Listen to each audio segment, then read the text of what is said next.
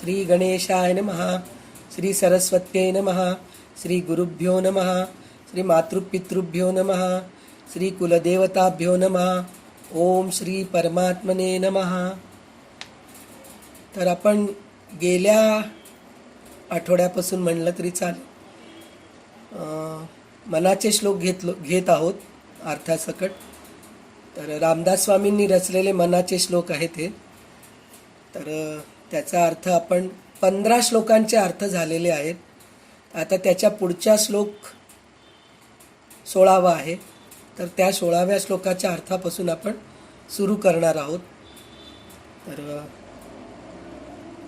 15वा श्लोक असा होता की मना पाहता सत्य हे मृत्यू भूमी, जिता बोलिती सर्वही जीव मीमी, चिरंजीव हे सर्वही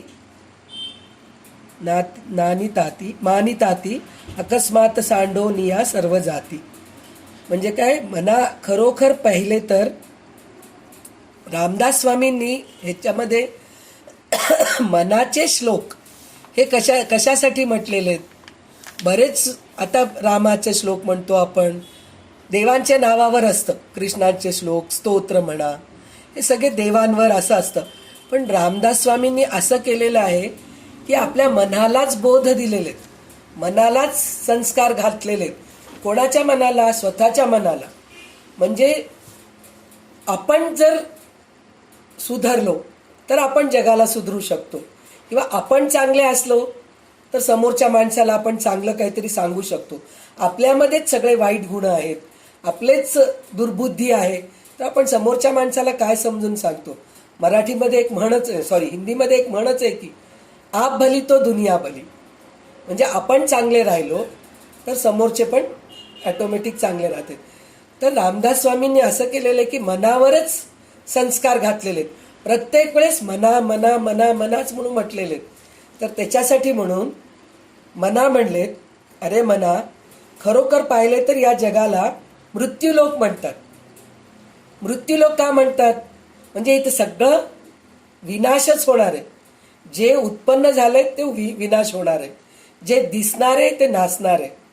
असंच आहे, हेला म्हणून मृत्यूलोक म्हटलेलं आहे.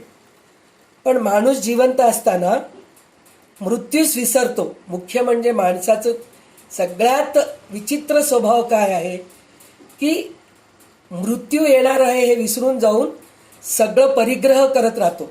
हे माझं आहे, आणि इतकं त्याचं हे वाढवत राहतो. म्हणजे अटॅचमेंट म्हणा, म्हणजे माणसाशी संबंध, साध्या वस्तूशी संबंध, एखादं झाड, त्या झाडाशी संबंध. ते झाड वाळून गेलं तर आपल्याला खूप दुःख होतं. एखादं जनावर, आपल्या घरी कुत्रं पाळतो, त्या कुत्र्याला काहीतरी झालं तरी हे होतं. माणसं तर दूर गेले हो, मित्र मैत्रिणी, काय वस्तू, माणसं म्हणलं तर आहेच आहे. माणसावर व्यामोह होतो. नाती आहेत, म्हणजे नवरा बायको म्हणून, मुलगा आणि आई म्हणून, आई वडील म्हणून, असं बरेचसे नाते आहेत आपले. त्याच्यावर व्यामोह होणारच आहे आपल्याला, हे प्रश्नच नाही. पण वस्तूंवर पण आपला किती हे असतो. म्हणजे एक वस्तू आपण आणलेलं जर हरवलं, तुटलं, तर आपल्याला किती वाईट वाटतं. तर इतकं म्हणजे माणूस त्याला चिटकून राहतो. त्याला कळत नाही की अरे कोणत्याही क्षणी मृत्यू येणार आहे. तर आपण कोणाशी बांधलं जावं? देवाशी बांधलं जावं, देवाचं नामस्मरण घ्यावं.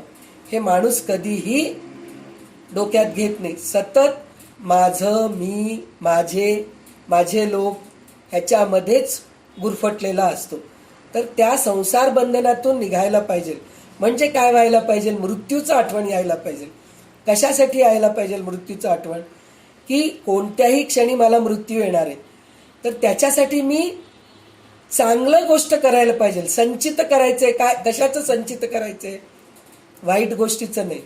नामस्मरण केलं, चांगल्या गोष्टी केलं, तर त्याचं संचित पुढच्या जन्मी आपल्याला चांगले फळ देतात.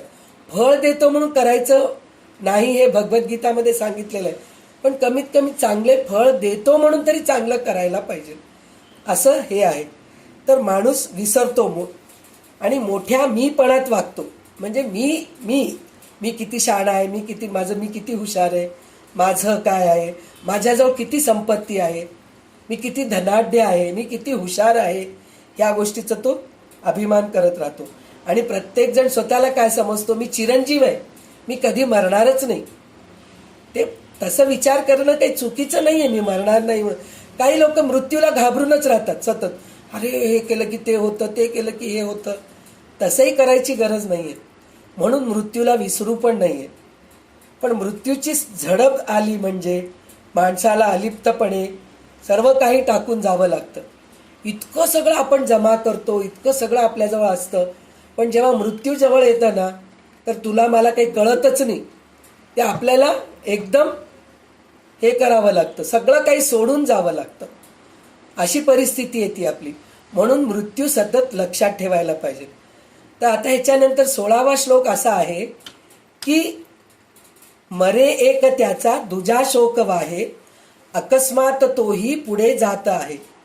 पुरेना जनी लोभरे क्षोभ जाते, म्हणोनी जनी मागुता जन्म घेते. म्हणजे काय, मरे एक त्याचा दुजा शोक वाहे. दुजा म्हणजे दुसरा. थोडं रामदास स्वामींनी थोडीशी भाषा वेगळी घेतली आहे दासबोधमध्ये पण, मनाच्या श्लोकमध्ये सुद्धा. तर काही काही गोष्टीच्या अशा आहेत. दुजा, दुजा म्हणजे दुसरा. म्हणजे एक माणूस मरतो, त्यासाठी दुसरा माणूस शोक करतो. नॅचरली जो गेला तो गेलाच गेला. त्याच्या माघारी जे उरलेले असतात तो दुःख करणारच. प्रत्येक जीव आज ना उद्या मृत्यूच्या तोंडी जाऊन पडणारच आहे. म्हणजे काय, जन्माला आलं म्हणजे मरण येणारच आहे. मेलेला माणूस मुक्ती चांगलं मिळतं असं म्हणतात, म्हणजे परत जन्म घेणारच आहे तो. पण फार क्वचित संत सज्जन लोक जे आहेत ते मोक्षपदाला प्राप्त होतात, देवाच्या पायाशी निघून जातात, त्यांना पुन्हा जन्म राहत नाही. पण त्याच्यासाठी काय करावं लागतं हे रामदास स्वामी मनाच्या श्लोकामध्ये सांगितलेले, म्हणजे मनावरच बोध केलेले आहेत. तर ते सांगतायत असं, जो गेला म्हणून शोक करावा, त्याच्या मागोमाग शोक करणाऱ्याचा नंबर लागतो. म्हणजे असं होतं, गेलेला माणूस जातो, त्याच्यानंतर जो माणूस असतो तो दुःख करत असतो. पण एखाद्या वेळेस असं होतं त्याच्या मागोमाग तो पण निघून जातो. आज ना उद्या जाणारच आहे, पण त्याचाही नंबर लवकर लागून जातो, असंही होतं. तर अशा मृत्यू लोकांचा व्यवहार आहे म्हणे.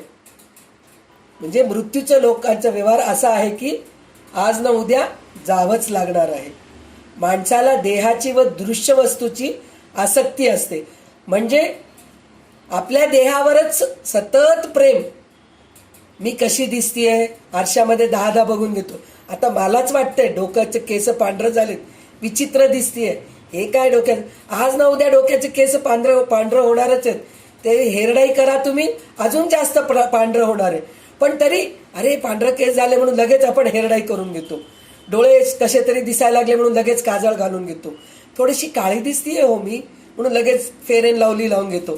तर काही प्रवचनकार कीर्तनकार म्हणतात, फेअर अँड लवलीचं एवढं मोठं भांडं घेऊन त्याच्यावर डोकं ठेवून पाय वर केलं तरी काळे असणारे गोरे होत नाहीत.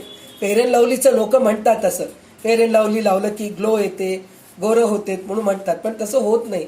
पण माणसाला शरीरावर इतकं आसक्ती असते की दिसण्यावरचं सोडून द्या, शरीराचं दुःख, मला हे दुखतंय, मला ते दुखतंय. अरे एक वय आल्यानंतर सगळं काही दुखणारच आहे. सर्दी आल्यानंतर खोकला येणारच आहे, खोकला आल्यानंतर घसा बसणारच आहे, नाकातून वाहणारच आहे, डोकं दुखणारच आहे. त्याच्याबद्दल इतकं दुःख, अरे दुःख सहन करा. थोडंसं सहन करायची शक्ती नाही आपल्यामध्ये. सतत दुखतंय दुखतंय दुखतंय म्हणजे दुखण्याकडेच आपलं लक्ष असतं. म्हणजे शरीरावर आपण इतकं लक्ष देतो की दुसरं सगळं काही विसरून जातो, देवाचं नामस्मरण विसरून जातो, सगळं काही विसरून जातो. आणि दुसरी गोष्ट दृश्य वस्तू. दृश्य वस्तू म्हणजे आता म्हणले ना, घर दार, गाडी बंगला, सोनं चांदी, सगळं अजून पाहिजे, अजून पाहिजे, अजून पाहिजे. साड्यांचं तर व्यामोह सुटतच नाही, ड्रेसचं व्यामोह सुटत नाही. चिकनचं ड्रेस झालं की कलकत्ता कॉटनचं घ्यावं वाटतं, कलकत्ता कॉटन झालं की काय सिल्कचे घ्यावं वाटतं. अहो उन्हाळा आलं हो, कॉटनचे कपडेच नाही आहेत, हे सगळे अलमारीत ठेवते, मग कॉटनचे कपडे घ्यावं वाटतं. म्हणजे आपल्याला सतत घ्यावं घ्यावं घ्यावं ह्या गोष्टीचं खूप व्यामोह असतो आपल्याला. तर ते कमी व्हायला पाहिजे असं म्हणतायत ते. ती काही केल्या सुटतच नाही आपल्याकडून. आसक्तीमुळे मरणाऱ्या माणसांचे मन अशांत राहते, या जगात गुंतून राहते. म्हणजे जो माणूस मरणार आहे हे माहीत राहून सुद्धा जर अशा सगळ्या आपण गोष्टी करत राहिलो तर पुनरपी जननम पुनरपी मरणम, परत आपल्याला जन्म येणार आहे, परत आपण मरणार आहेत. जितकी आपण आसक्ती कमी ठेवतो तर आपल्याला पुन्हा जन्म यायचे चान्सेस कमी असतात. आलं तरी चांगल्या गोष्टीच्या ह्याच्यात राहतं. जर ह्या जन्मामध्ये आपली आसक्ती कमी झाली नाही, अजून मला हे पाहिजे मला ते पाहिजे म्हणून जर आपण विचार करत बसलो तर आपल्याला पुढच्या जन्मी पण अजून गोळा करायची बुद्धी निर्माण होत असते. त्याच्यासाठी म्हणून आसक्ती कमी व्हायला पाहिजे असं रामदास स्वामी म्हणतात. आणि ते आसक्ती कमी नाही झालं तर काय होतं, आपण अशांत होतो. क्रोधात भवती सम्मोह, सम्मोहात स्मृतिविभ्रम, स्मृतिभ्रंशात बुद्धिनाशो, बुद्धिनाशात प्रणश्यती, हे आपण गीतेमध्ये शिकलेले आहोत. तर ते काय होतं, आपल्याला काही वस्तू मिळालं नाही, मनासारखं झालं नाही, क्रोध उत्पन्न होतं. क्रोध उत्पन्न झालं की स्मृती म्हणजे आठवणी निघून जातात. आठवण राहत नाही, काय आपण बोललो होतो, काय केलं होतं हे आठवण राहत नाही. त्याच्यानंतर काय होतं, स्मृतिभ्रंशात बुद्धिनाश होतं. मग आपण काहीतरी वेड्यासारखं वागत राहतो. बुद्धिनाशात प्रणश्यती म्हणजे आपण सगळं वेड्यासारखं वागत राहतो. म्हणून मन अशांत होते. म्हणून आपण आसक्ती कमी करायला पाहिजे आणि ह्या जगातून थोडंसं वेगळं व्हायला पाहिजे. कमीत कमी 60 वर्षानंतर तरी आपल्या संसार, आपलं घर, आपलं दार, कारण आपण आता कोणत्या पायरीवर आहेत, देवाकडे जायच्या पायरीकडे. तर त्या पायरीवर आपण चढल्यानंतर परत आपण संसारामध्येच गुंतून राहायचं म्हणून जर विचार करत बसलो तर त्याचा काही अर्थ नाही आहे. मुलं बाळं, नातवंड, पैसा, अडका असं म्हणून कर्तव्याला चुकायचं नाही. कर्तव्य तर करावंच लागतं. आपल्या घरचे काही कर्तव्य असतात त्या गोष्टी करायलाच पाहिजे. मला हे सगळं नको म्हणून कामचुकारपणा करून नको बाबा आता मला देवाचं नामस्मरण करत बसायचंय, समोर मूल रडतंय त्याच्याकडे मी लक्ष देणार नाही, मला संसार नको बाबा मला आता कंटाळा आलाय, हे असंही करून चालत नाही. ते सुद्धा करायलाच पाहिजे, ते टाकून देऊन चालत नाही. मुलगा बाहेर गावी आहे, त्याला व्यवस्थित जेवण मिळत नाही आहे, सून एका दुसऱ्या गावी आहे, तर आपल्याला तिथं जाऊन त्यांचं उषा करतीये, ते कर्तव्य पार पाडतीये आता देशमुखची उषा. तर असं ह्या सगळ्या गोष्टी करावंच लागतं, चुकलं नाही आपल्याला केल्याशिवाय. पण तसं म्हणून त्याच्यातही अडकून बसायचं नाही. आपल्यासाठी आपण थोडंसं वेळ काढायला पाहिजे. सतत जगामध्ये गुंतून राहू नये असं स्वामी म्हणतायत. त्या कारणाने तो पुन्हा पुन्हा जन्मास येतो. त्याचं कारण काय, गुंतून राहू नये हे कशासाठी आपण म्हणतो, तर त्याचं कारण असं आहे, जितकं आपण वस्तूशी, नात्यांशी जितकं गुंतून राहतो, संसारात गुंतून राहतो, परत आपल्याला त्याच गोष्टीसाठी जन्म घ्यावं लागतं. तर जेव्हा शंकराचार्यांनी म्हणले आहे ना, पुनरपि जननम पुनरपि मरणम पुनरपि जनने जठरे शयनम इह संसारे बहुदुस्तारे कृपया तारे पाहि मुरारे भज गोविंदम गोविंदम भज मूढमते. म्हणजे पुनरपि जननम पुनरपि मरणम हे करण्यापेक्षा भज गोविंदम केलं तर आपण परत जन्माला येत नाही असं म्हणतात. पण ह्यासाठी खूप काही पुण्य करावं लागतं. तर जर आपण आता जर भजगोविंदम करत बसलो तर पुढच्या जन्मी अजून जास्त करू शकतो. पण ह्याच जन्मी आपण संसारामध्ये जास्त ओढलं गेलो, संसारातच चिटकून राहिलो, तर पुढच्या जन्मी पण त्याच्यासाठीच जन्माला येणार आहेत आपण. मला संसार पाहिजे, मला नवरा पाहिजे, मला मूल पाहिजे, मला घर पाहिजे, मला बंगला पाहिजे. मग घर पाहिजे, बंगला पाहिजे म्हणून म्हणलं तर कष्ट खूप करावं लागतं. म्हणजे दिवसरात्र राबावंच लागतं. पैसा काही उगीच मिळत नाही. मी तुम्हाला एक गोष्ट सांगते, म्हणजे माणसाला म्हणे लालच दाखवलं तर चांगलं गोष्ट करतो. छोटं मूल सुद्धा राहिलं, मला एक पापी दे रे, तुला एक चॉकलेट देते म्हणलं की पटकन जवळ येतं मूल. असं इथं सुद्धा मी एक लालच असं म्हणते, लालच आपण स्वतःच हे करून घ्यायला पाहिजे. पुढच्या जन्मी आपल्याला बसल्या ठिकाणी सगळं काही मिळावं, म्हणजे नोकरी करून कष्ट करून जर बंगला गाडी मिळू नये, म्हणजे मिळावं हेच असतं ना. आता ह्या जन्मी तरी मला असं वाटतंय आपल्या या एवढ्या ग्रुपमध्ये सगळेजणी शून्यातून वर आलेले आहेत. असं कोणालाही बसल्या बसल्या खूप प्रॉपर्टी मिळाली असं तर कोणी नाही आहेत.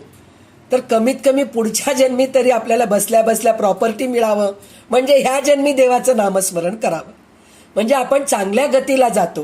हे एक प्रकारचं लालचच आहे. लालच असलं तरी हरकत नाही, पण त्याच्यासाठी आपल्याला ह्या जन्मी खूप करावं लागतं. पुढच्या जन्मी जर आपल्याला बसल्या ठिकाणी सगळं काही मिळावं म्हणजे आपल्याला ह्या जन्मी भरपूर करावं लागतं. म्हणून भज गोविंदम भज गोविंदम गोविंदम भज मूढमते. आणि रामदास स्वामी तर म्हणतात सतत नामस्मरण करा. त्यांचं नामस्मरणावर किती भर आहे. ते स्वतः 13 कोटी रामनामाचं जप केलेले आहेत.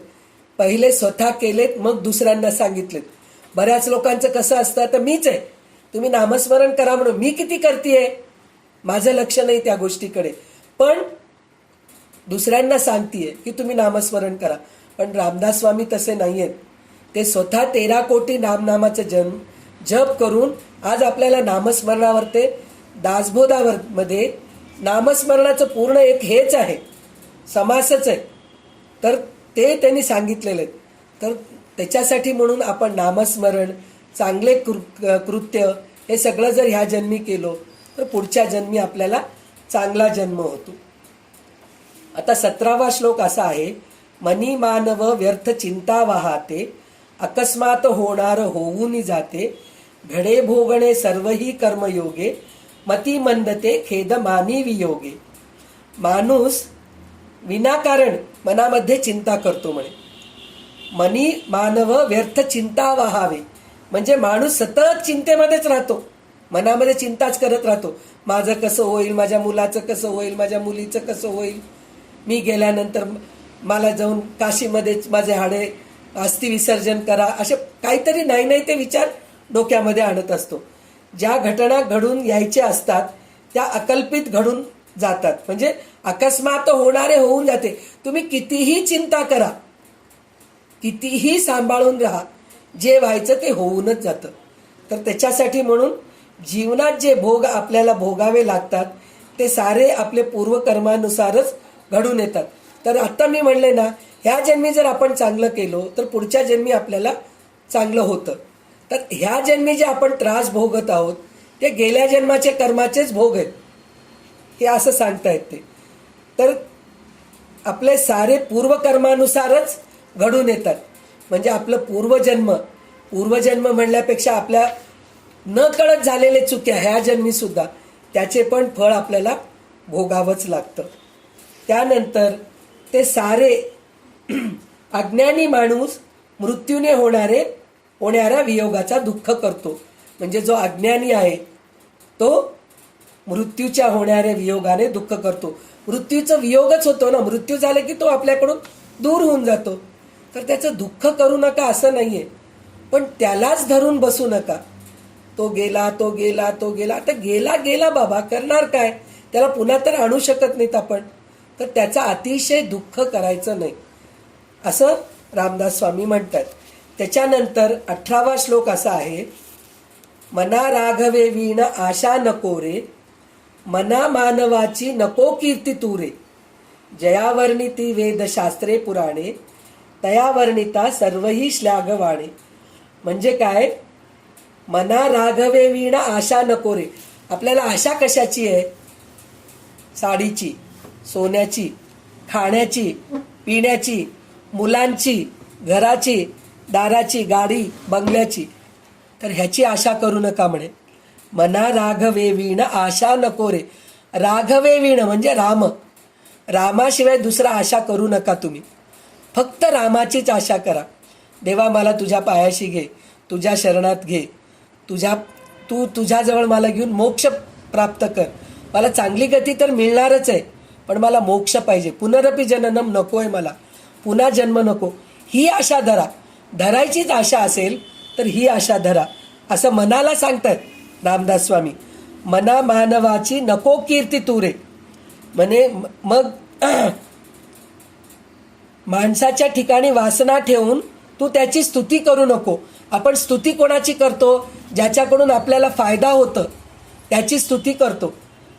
तू किती छान आहेस ग, तुझं साडी किती छान आहे ग, असं आपण जर तिला जर चांगलं म्हणलं, तुझं नथ किती छान दिसते, तू दिसतीस किती छान ग, नाकेडोळे किती छान आहे, असं जर म्हणलं की लगेच आपण पिघळतो, वितळून जातो. वितळून जाऊन ती काय मागितलं आपण देऊन टाकतो.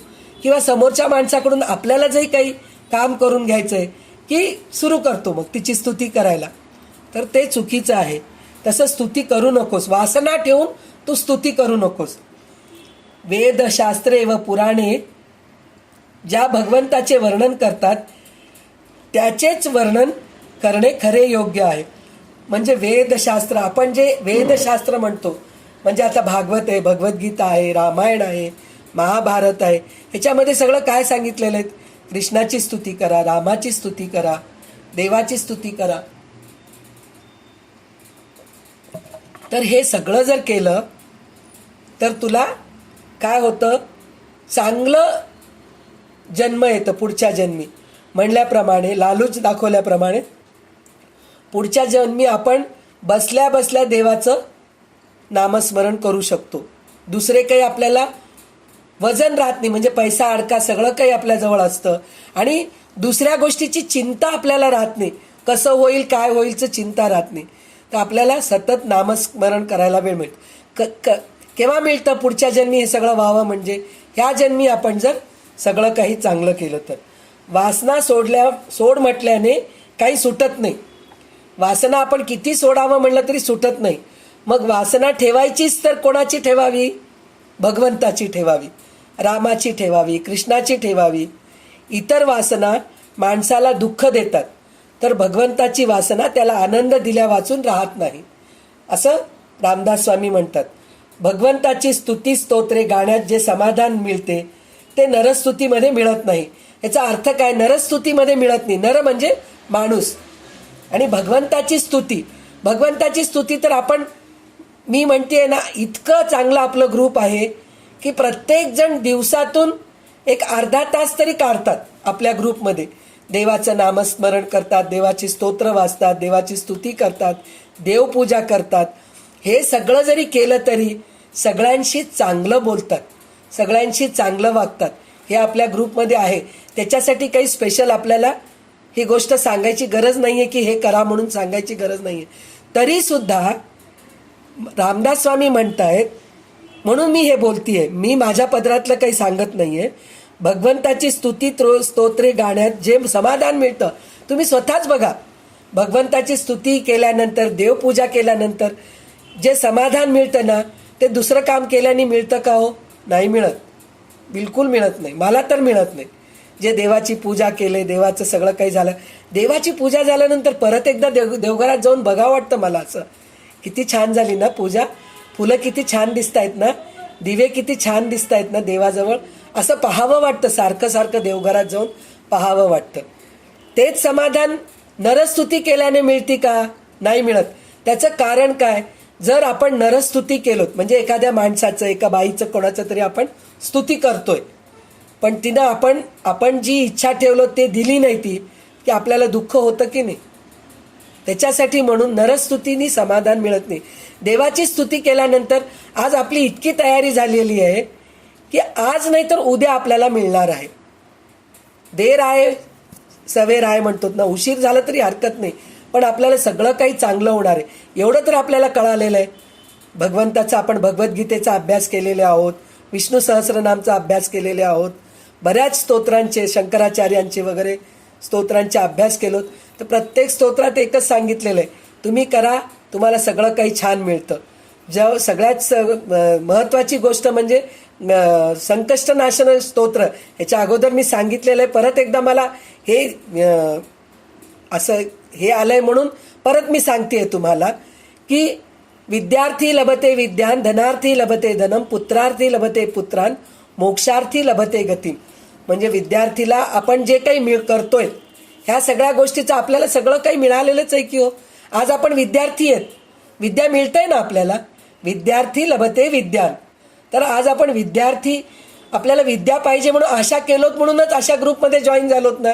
भगवद्गीता शिकलो आपण, विष्णू सहस्रनाम शिकलो. विद्यार्थी लभते विद्या, धनार्थी लभते धनम. आज आपल्याला देवाच्या दयाने पैशाची काही कमी आहे का हो? आपलं पोट भरा इतकं पैसा आहे, धन आहे, धान्य आहे, सगळं काही आहे. विद्यार्थी लभते विद्या, धनार्थी लभते धनम. पुत्रार्थी लभते पुत्रात. पोरांच्या बाबतीत पण आपल्याला काही त्रास आहे का हो? नाही. त्यांच्या जागी ते सुखी आहेत, आपल्या जागी आपण सुखी आहेत. त्यांच्यामुळे आपल्याला काही त्रास नाही, आपल्यामुळे त्यांना काही त्रास नाही, सगळं काही व्यवस्थित चाललेलं आहे. तर पुत्रार्थी लभते पुत्रा, मोक्षार्थी लभते गती. म्हणजे आत्ता रामदास स्वामी पहिल्या श्लोकामध्ये सांगितलंय ना. तर मला चांगल्या हे पाहिजे म्हणून म्हटलं ना. तर चांगलं पाहिजे म्हणजे काय? मोक्ष पाहिजे म्हणूनच विचारायला पाहिजे, भगवंताचं नामस्मरण करायला पाहिजे. मोक्षार्थी लभते गतीम. म्हणजे जर आपण मोक्ष विचारलो, देवा तुझ्या पायाशी घे मला, पुनरपि जननम नको, मला पुन्हा जन्म नको, म्हणून जर देवाला आपण मागितलो तर देव पुनरपि जननम आपल्या कर्मानुसार देणार आहे. आपण चांगले कर्म केलो तर चांगलंच आपल्याला जन्म येईल, वाईट कर्म केलो तर वाईट जन्म येईल. तर मोक्ष मिळायचं ते भगवंताच्या हाती आहे, आपल्याही हाती आहे, नाही म्हणून नाही. पण चांगली गती तरी मिळेल भगवंताचं नामस्मरण केलं तर. तर त्याच्यासाठी म्हणून भगवंताचं नामस्मरण करणं, भगवंताला आठवणं हेच महत्त्वाचं आहे. नुसतं भगवंताला आठवण करून चालत नाही असं नाही आहे. भगवंताचं आठवण करायलाच पाहिजे, पण त्याच्याबरोबर सत्कर्म करायला पाहिजे. दीन दुखियारांना मदत करायला पाहिजे. ज्याला आपली गरज आहे त्याच्याकडे धावून जायला पाहिजे. आपण काय करतो? असलेल्यांकडेच जातो, असलेल्यांनाच आहेर देतो, लग्नात जातो, आपल्या नातेवाईकांना सोनं चांदी देतो, पैसा अडका देतो, कपडा लत्ता देतो. पण एका अनाथाश्रममध्ये जाऊन तुम्ही त्याला दान धर्म करा. एक भिकारी आहे बिचारा, त्याचा हातपाय बरोबर नाही आहेत, त्याला काहीतरी द्या. असं आपण करायची तेवढी बुद्धी आपली नाही आहे, तेवढं म्हणजे मन मोठं नाही आहे आपलं. तर तसं जर करत गेलो तर आपल्याला पुढच्या जन्मी चांगला जन्म मिळतो. मना सर्व, आता 19वा श्लोक असा आहे, मना सर्वथा सत्य सोडू नको रे, मना सर्वथा मिथ्य मांडू नको रे, मना सत्य ते सत्य वाचे वदावे, मना मिथ्य ते मिथ्य सोडवून द्यावे. म्हणजे इथं काय? सत्य आणि मिथ्य म्हणजे खरं खोटं ह्याच्याबद्दल सांगितलेलं आहे स्वामींनी. मना सर्वथा सत्य सोडू नको रे, मना सर्वथा सत्य सोडू नको. इथं सत्य आणि मिथ्य काय आहे? काय म्हणलेलं आहे तिथं शंकराचार्यांनी? ब्रह्म सत्य जगन मिथ्या. म्हणजे भगवंत सत्य आहे, देव सत्य आहे. तर देवाला पकडून ठेवतो. जे दृश्यसृष्टी आहे, जे आपल्याला वस्तू दिसत आहेत, नाती दिसत आहेत, ते सगळे खोटे आहेत. ते कोणी आपल्याबरोबर येणार नाही आहेत. तुम्ही पैसा जर ही असे वाक्य आपण वापरणं चुकीचं आहे. आपण नोटा भरपूर जमा करतो हो, पण ते नोटा ठेवून आपल्याला कोणी जाळणार आहेत का? ते अलमारीतच राहणार आहेत, आपल्याबरोबर येणार नाही आहेत. सोनं आहे, सोनं भरपूर जमा केलं आपण, काही येणार आहे का आपल्याबरोबर? ते पण अलमारीतच राहणार आहे. नातेवाईक, साधा आपल्या नवरा आपल्याबरोबर येत नाही, आपली बायको आपल्याबरोबर येत नाही. हे सगळे खोटे आहेत. आणि ब्रह्मसत्य म्हणजे भगवंत सत्य आहे. जर भगवंताचं नामस्मरण आपण केलो तर ते आपल्याबरोबर येणार आहे. चांगले कर्म केलो तर आपल्याला ते त्याच कर्माने आपला पुढची गती चांगली असते. म्हणून स्वामी म्हणतायत भगवंत सत्य आहे, सार आहे, त्याला कधी सोडू नकोस. दृश्य असार आहे, मिथ्या आहे, त्याचा पसारा मांडू नकोस. म्हणजे त्याचा पसारा मांडू नकोस म्हणजे परिग्रह करू नकोस. अजून पाहिजे, अजून पाहिजे, अजून पाहिजे, हे जे आहे ना ते नको आहे. नेहमी भगवंताबद्दलचे बोलावे आणि माईक दृश्यास बाजूस सारावे. माईक दृश्य म्हणजे मायावी, माया असलेली. माया म्हणजेच हे दृश्यसृष्टी. सगळं काही आपल्याला दिसतंय ते सगळं मायाच आहे. त्या मायामध्येच आपण अडकून राहतो. तर त्याच्याकडून दूर राहा असं भगवंत रामदास स्वामी म्हणतात. बहु हिंपुटी होई जे मायपोटी, नको रे मना यातना तोची मोठी तेची मोठी, निरोधे पचे कोंडिले गर्भवासी, अधोमुख रे दुःख त्या बाळकाशी. आता हे बघा काय सांगितले ते, म्हणजे गर्भवासीमध्ये काय काय त्रास आहेत ते बघा. म्हणतायत, अरे मना, आईच्या पोटामध्ये असताना जीव अतिशय कष्ट भोगतो. त्या मोठ्या यातना भोगणे नको. आईच्या गर्भात बालक खाली तोंड करून असते. सर्व बाजूनी कोंडल्यामुळे तेथे ते अडकून निघते, उकडून निघते, उकडून निघते. म्हणजे आईच्या गर्भामध्ये आहे तर खूप सुखात आहे असं नाहीये. आईच्या गर्भ म्हणजे उष्ट विष्ट म्हणतात ना, मलमूत्र त्याच्यामध्येच आहे. आणि तिथं सुद्धा अधोमुख आहे. अधोमुख म्हणजे खाली डोकं आहे. वर डोकं असलं की सिझरिंग करून कापावंच लागतं, ते बरोबर नाहीये म्हणतात. अधोमुख आहे म्हणजे इतकी घाणेरडी यातना, म्हणजे खूप त्रास होतं ते गर्भवासामध्ये. तर ते गर्भवास नकोय म्हणून देवाला प्रार्थना करायची आपल्याला. स्वानुभवी पुरुष असे सांगतात की गर्भवासाचे 9 महिने जन्मास येणाऱ्या बालकाला मोठे कष्टाचे जातात. कशासाठी कष्टाचे जातात? आई जर गरम पिली तर बाळाला गरम लागतं. आई तिखट खाल्ली तर बाळाला आग होते शरीराची. आई थंड पिली की थंड लागतं. हे सगळं सोडून सुद्धा मलमूत्रामध्ये राहावं लागतं ना. किती त्रास होतो हो मलमूत्राचं त्या बाळाला. आपल्याला घाण वाटतं की नाही? आपण नुसतं मलमूत्राचा विचार केला तरच आपल्याला घाण. जेवताना कोणीतरी मलमूत्राबद्दल बोलू लागलं तर हे बंद करा रे, जेवू लागलो, किळसवाणं बोलू नका असं म्हणतो की नाही आपण. पण ते बाळ 9 महिने पोटामध्ये मलमूत्रामध्येच राहतं. ते किती म्हणजे गर्भवास किती कष्टाचे हे कळत नाहीये. तर मग पुन्हा आपण देवाला तेच मागायचं काय, मला पुन्हा जन्म दे रे बाबा, मला पुढच्या. आपण म्हणतो पा, पुढच्या जन्मी तू माझी सासू होऊन जन्मणार आहेस, तू माझी सून होऊन जन्मतीस, असं आपण काहीतरी बोलत राहतो. नको रे देवा, पुढचं जन्मच नको, मला मोक्ष पाहिजे. हे आपण देवाला जर मागितलं तर बरं असतं. आता आत असेपर्यंत जीवास ज्ञान असते, पण तो बाहेर आल्यावर त्याचे ज्ञान झाकले जाते. ते मलमूत्रामध्ये असताना म्हणे त्या बालकाला वाटतं म्हणे मी बाहेर पडल्यानंतर देवाचं नामस्मरण करतो, मी चांगले कर्म करतो, सत्कर्म करतो, म्हणून त्याला वाटत राहतं म्हणे आणि ज्ञान राहतं म्हणे सगळं काही. पण एकदा बाहेर आलो की सगळं ज्ञान झाकलं जातं. कारण सगळं तिथं माया दिसत असते ना. आई वडील खायला प्यायला चांगलं देतात, चांगले कपडे देतात, रडलं की कड्यावर घेतात, त्याला लगेच चॉकलेट खावायला देतात, सगळ्या अशा गोष्टी करतात. मग त्या गोष्टींनी तो मायेमध्ये अडकतो. तर त्याच्यासाठी म्हणून हे गर्भवास नकोय, सगळे भगवंताकडे वळावा, हाच अशा वर्णनाचा हेतू आहे. म्हणजे ह्या श्लोकाचा हेतू काय आहे की आपण भगवंताकडेच वळायला पाहिजे. आतापर्यंत आपण 20 श्लोक घेतलो.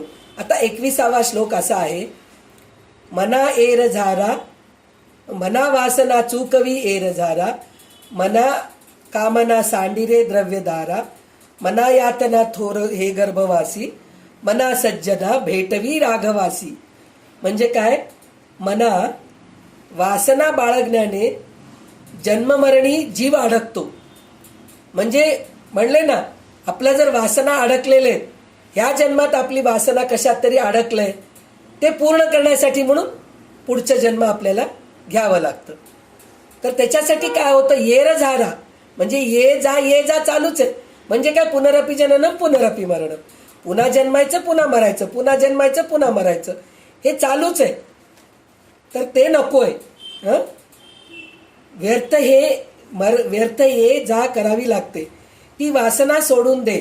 म्हणजे कंटाळवाणे हेलपाटे चुकतात. म्हणजे जर वासना जर सोडून दिलो तर हेलपाटे म्हणजे येणं जाणं थांबून जातं आपलं. पैसा आणि स्त्री सुख याच्याबद्दल इच्छा ठेवू नकोस. आत्ताच आपण त्याच्याबद्दल बोललोत ना, धन धान्य बंगला गाडी या सगळ्या गोष्टीची इच्छा ठेवू नकोस. वासनेच्या संगे जन्म घेणे लागे आणि गर्भवासाच्या यातना फार तीव्र असतात. म्हणून मला भगवंताची भेट करून दे. म्हणजे ह्या सगळ्या गर्भवासाच्या दुःखापेक्षा मना सज्जना भेटवी राघवासी, म्हणजे मला देवाची भेट करून दे, मला दुसऱ्याचं कोणाचं भेट नको, मला देवच पाहिजे. असं जर सतत आपण इच्छा केलो तर आपल्याला मोक्ष प्राप्त व्हायचे चान्सेस असतात. दृश्यामध्ये सुखाचा शोध करणारे मन जीवाला खाली खेचते. खाली खेचते म्हणजे पुन्हा मृत्यू लोकात येतोत आपण. तर अदृश्यामध्ये रमणारे मन भगवंतापर्यंत पोचते. म्हणजे अदृश्यामध्ये म्हणजे दृश्य सोडून भगवंताकडेच जर आपण लक्ष दिलो तर आपण वर जातो, ऊर्ध्वगती प्राप्त होते. आपल्याला अधोगती प्राप्त होत नाही, ऊर्ध्वगती प्राप्त होते. एकच मन दोन्हीकडे काम करते. म्हणून भगवंताची भेट करून देण्यासाठी मनाची विनवणी केली आहे. भगवंताची भेट करून द्यावं म्हणून मनालाच विनवणी केलेत. मनालाच सांगतायत की मना तूच वळ, तुझ्यामुळेच मी देवाकडे जाऊ शकतो. तर माझं मन खूप चांगलं राहायला पाहिजे म्हणून मनालाच बोध करतायत. मना सज्जना हित माझे करावे, रघुनायका दृढ चित्ती धरावे. महाराज तो स्वामी वायुसुताचा, जना उद्धरी नाथ लोकत्रयाचा. सज्जना म्हणा म्हणजे आपण कोणाला सुद्धा सज्जन म्हणलं की खुश होतेत की नाही, तसं म्हणून रामदास स्वामी मनाला सज्जना म्हणून टाकलेत. म्हणजे मना सज्जना हित माझे करावे, म्हणजे माझं हित कर, माझं चांगलं कर, माझं कल्याण कर. भगवंताला माझ्या अंतःकरणात अगदी घट्टपणे धरून ठेव, त्याला सोडू देऊ नको. म्हणजे कुठल्याही परिस्थितीत सुख असू दे, दुःख असू दे, काही असू दे, भगवंताला घट्ट धरून बसायला पाहिजे. त्याला सोड. आपल्याला काहीतरी झालं, आजचं एक दिवस देवाची पूजा नाही केली तरी चालतं, चला जाऊ दे, सोडून देऊ, असं आपण करतो. आजचं एक दिवस देवाचं नामस्मरण नाही केलं तरी चालतं बाबा, काय रोज रोज करतोच आहेत ना. आज आपण थोडे बाहेर गेलोत ना, सोडून देऊ. नाही, त्याच्यातून एक 5 मिनिटं तरी, आपण 1 तास करतोय, कमीत कमी 5 मिनिटं तरी आपण प्रयत्न करू. 5 मिनिटं करतो तरी 1 मिनिट तरी देवाचं नामस्मरण करतो. असं आपण थोडं दृढनिश्चयाने राहायला पाहिजे, सोडू नये त्याला. तर त्याला घट्ट धरून बसावं लागतं. त्याने माझा उद्धार होईल. कारण हनुमंताचा स्वामी राजा रामचंद्र त्रैलोक्याचा उद्धार करणारा अनाथांचा नाथ आहे. म्हणजे काय, महाराज तो स्वामी वायुसुताचा. कोणाचा महाराज आहे रामचंद्र महाराज? कोणाचे महाराज आहेत? तर वायुसुताचा. वायुसुताचा म्हणजे मारुती, हनुमंत. तर त्याचा महाराजा म्हणजे रामचंद्र आहे. तर तो कोण आहे रामचंद्र? लोकत्रयाचा, 3 लोकांचा म्हणजे स्वर्ग, पाताळ, पृथ्वीलोक, या सगळ्यांचा उद्धार करणारा आहे. त्या रामाचाच मला आठवण ठेवायला ठेव. तो अनाथांचा नाथ आहे असं म्हणतात. मनाची जुनी होऊन पक्की झालेली सवय मोडण्यास साधकाला मोठे मानसिक कष्ट पडतात. ती सवय क्षीण होईपर्यंत चिकाटीने अभ्यास करावा लागतो. म्हणजे एखादी जुनी गोष्ट निघून जावं म्हणजे त्याला आपल्याला किती प्रयत्न करावं लागतं. तर तसं नामस्मरण, भगवंत आठवणीत राहावं म्हणून त्याच्यासाठी पण आपल्याला खूप कष्ट करावे लागतात. तसं केलो तर बरोबर देव आपल्याला आठवण करून देतो म्हणे. उदाहरण म्हणजे आपण आता परवा शिवरात्र झालं, तर शिवरात्रीच्या दिवशी रात्री 12-1 वाजेस्तर आपण जागरण केलो, देवाचं नामस्मरण केलो, चांगल्या चांगल्या गोष्टी करत बसलो. आपण केल्यानंतर आपल्याला रोज सकाळी 4 वाजता उठायची सवय असते, 4-5 वाजता उठायची सवय असते. पण काय होतं, रात्री 12-1 वाजता झोपलोत ना बाबा, आज उठत नाही, जाऊ दे, आज एक दिवस झोपते, असं म्हणून आपण विचार करतो. पण देव आपल्याला झोपू देत नाही. कारण आपण ते कष्टाने जागे राहायची सवय होऊन गेलेली. आपल्याला 4 वाजता 5 वाजता उठून आपल्याला साधना करायची सवय लागलेली आहे, उपासना करायची सवय लागलेली आहे. तर भगवंत बरोबर आपल्याला त्यावेळेला उठवतो, उठवून आपल्याकडून साधना करून घेतो. वाटल्यास तर नंतर आपल्याला हे होईल. आणि ते करताना आपल्याला थकवाही जाणवत नाही बरं का, की अबा काल रात्री उशिरा झोपलो तो, आता काही करणं होत नाही, असं आपल्याला बिलकुल वाटत नाही. त्याचं कारण काय, ते करण्यासाठी म्हणून सुरुवातीला आपल्याला खूप कष्ट करावे लागले. अलार्म लावून उठावं लागलं, चिकाटीने सगळ्या गोष्टी करावं लागलं. तर त्याच्यामुळे आता आपल्याला ह्या सगळ्या गोष्टी सोपे वाटतात. म्हणून आपल्याला ती सवय लावावी लागते पहिले सुरुवातीला, आणि ती सवय लागल्यानंतर ती सवय क्षीण होत नाही, चांगलंच होतं आपलं सगळं व्यवस्थित. आपल्याला नामस्मरण करायची बुद्धी सुस्ती. त्याच्यासाठी म्हणून मनाला आपल्याला वळण लावावं लागतं. न बोले मना राघवा वीण काही, जनी वावुगे बोलता सुख नाही. घडीने घडी काळ आयुष्य नेतो, देहांती तुला कोण सोडू पाहतो. म्हणजे मना, एका भगवंता वाचून इतर कशाबद्दलही बोलू नये. म्हणजे आपण सतत भगवंताचंच नामस्मरण करावं, भगवंताच्याच गोष्टी वाचावे, भगवंताचं स्तोत्र पठण करावं, भगवंताविषयीच बघत राहावं, भगवंतालाच बघत राहावं. हे सगळं जर सतत करत राहिलो, इतर कशाबद्दल बोलणे निरुपयोगी असते. म्हणजे कशाच्या बद्दल बोललं तरी त्याचा उपयोग होत नाही. कारण आत्ताच सांगितलं ना की आपण भगवंताचं नामस्मरण केलं, चांगल्या गोष्टी केलो, तर आपण जाताना आपल्याबरोबर येतं पुढच्या जन्मी ते फिक्स डिपॉझिट उपयोगाला येतं. हेच आपण बँकेत ठेवलेलं फिक्स डिपॉझिट पुढच्या जन्मी उपयोगाला येतं का? जर मी ह्या जन्मी 1 करोड फिक्स डिपॉझिट करून माझं मृत्यू झालं, पुढचं जन्म कोणचंही आलं माहीत नाही, मला आठवलं तरी एखाद्या वेळेस की माझं गेला जन्म मी संध्या होते आणि मी स्वतः 1 करोड बँकेमध्ये ठेवले, तर मी जाऊन सांगितले मी गेल्या जन्मी संध्या होते हो, मी 1 करोड रुपये बँकेत ठेवले, माझे मला देतात का हो? आता माझी परिस्थिती बरोबर नाही, मी गरीब घराण्यामध्ये जन्मले, मी ते पैशानी माझ्या हे गरीब घराण्याला वर आणते, मला तर देणार आहेत का हो कोणीतरी बँकवाले? कोणी देत नाहीत आपल्याला पैसा, फिक्स डिपॉझिट केलेले कोणीही देत नाहीत. पण हेच नामस्मरणाचं फिक्स डिपॉझिट केलं, सत्कर्माचं फिक्स डिपॉझिट केलो आपण, तर नक्कीच पुढच्या जन्मी आपल्याला उपयोगाला येते. ते सुखाचे होत नाही. कशाचं? हे सगळं दुसऱ्या दृश्य गोष्टी जमा करत बसलो तर त्याचं काही उपयोगी होत नाही. वास्तविक क्षणोक्षणी काळ आपले आयुष्य खाऊन टाकीत आहे. अंतकाळ येऊन ठेपल्यावर जीवाला एका भगवंता वाचून कोणीही मदत करू शकत नाही.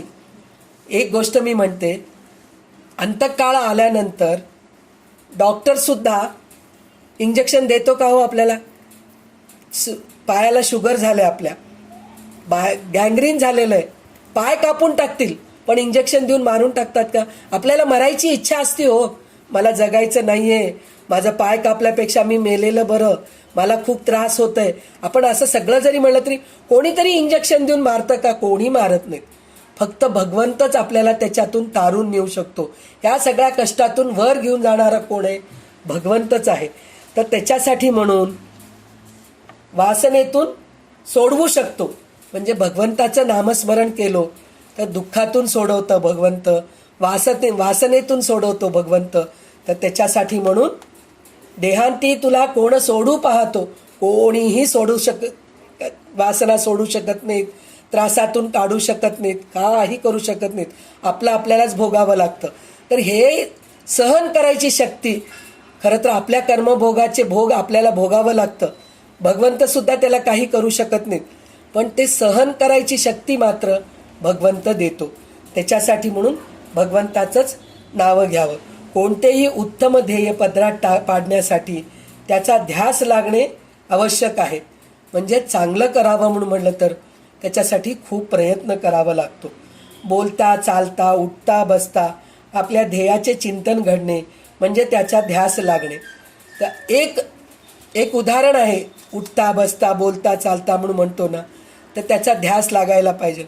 तर एक आपल्या घरी आपल्या मुलाचं लग्न व्हायचं आहे किंवा मुलाला चांगली नोकरी मिळायची आहे, मुलीचं लग्न व्हायचं आहे, घर बांधायचं आहे. सतत आपल्या डोक्यामध्ये काय विचार करत असतो आपण? चांगलं स्थळ बघण्यासाठी म्हणून ह्यांना सांगतो त्यांना सांगतो, बघा हो आमची मुलगी योग्य ह्याची झालेली आहे, कोणी मुलगा असलं तर बघा हो. मग आपण लगेच जाऊन वरवधू मंडळमध्ये जाऊन नाव नोंदणी करतो. कुठला तरी मुलगा चांगला दिसलं की तिथं लक्ष असतं आपलं नोकरीच्या बद्दल, मुलाला नोकरी चांगली मिळावी म्हणून म्हणलं तर ह्या गोष्टीचं म्हणजे सतत त्याचाच ध्यास लागलेला असतो की नाही आपल्याला. त्याचप्रमाणे भगवंताचा ध्यास पण आपल्याला सतत लागायला पाहिजे. भगवंताचा असा ध्यास लागण्यासाठी त्याचा वाचून इतर विषयाबद्दल बोलणे टाळावे. म्हणजे भगवंताचा ध्यास लागावं म्हणजे दुसऱ्या गोष्टीकडे गॉसिप करू नये आपण. म्हणजे आपल्याला भगवंताचं विषयाबद्दल आपल्याला ध्यास लागतो. श्री समर्थांना सांगायचे आहे. काय सांगायचे आहे? इतर विषयाबद्दल बोलू नये म्हणून ते सांगायचे. आपण ज्या विषयाबद्दल बोलतो त्याचे चिंतन होते. म्हणजे आपण ज्या गोष्टी बोलत असतो त्याचं हेच आहे. आपण जर दिवसभर देवाचं नामस्मरण करतोय, देवाचं सगळ्यात मोठं उदाहरण म्हणजे आता परवा शिवरात्र झालंय म्हणून मी शिवरात्र म्हणते. आपण नवरात्रातच म्हणा, 9 दिवस देवीचे स्तोत्र पठण करतो, देवीचे नामस्मरण करतो, भजन करतो. तर आपण झोपेतून उठल्यानंतर सुद्धा आपल्याला तेच गाणे येत असतात, तेच मंत्र येत असतं, तेच देवी दिसते आपल्याला डोळ्यासमोर.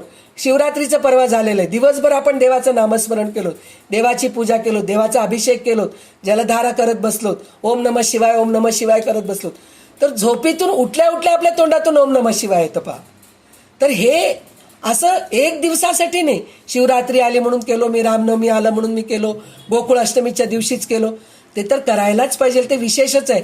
पण दररोज जर असं केलो तर आपल्याला सतत देव दिसतो, आपल्याला देवाचंच आपल्याला हे येतं. अर्थात त्या मानाने भगवंताचे लटके चिंतन लटके पडतात. जर आपण विषयाबद्दल बोलू लागलो सतत, घर दार पोरं बाळं, चिंता, सगळ्यात मोठी चिंता माझं कसं होईल, माझं पुढे काय होईल हे चिंता. तर हेच विचार जर करत बसलो तर देव कधी आठवणार आपल्याला? देव आठवतच नाही. अशा तुटक्या चिंतनाने भगवंत कसा भेटेल? म्हणजे भगवंत भेटावं म्हणजे आपण वावुगे बोलता सुख नाही, जनी वावुगे बोलता सुख न. वावुगे म्हणजे काय? ही व्यर्थ निरुपयोगी गोष्टीचा आपण बडबड करत राहतो असं म्हणून म्हणतात. आता 24वा श्लोक असा आहे, रघुनायका वीण वाया शिणावे, जनासारिखे व्यर्थ का वोसणावे, सदा सर्वदा नाम वाचे वसोदे, अहंता मनी पापिणी ते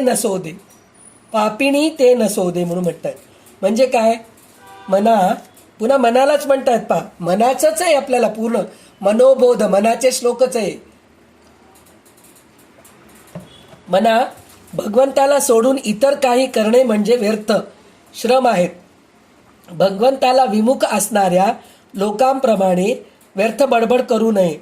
उलटे वाचेने सतत भगवंताचे नाम घ्यावे. तसेच अध्यात्मदृष्ट्या घात करणारा अहंकार अंतर्यामी ठेवू नये.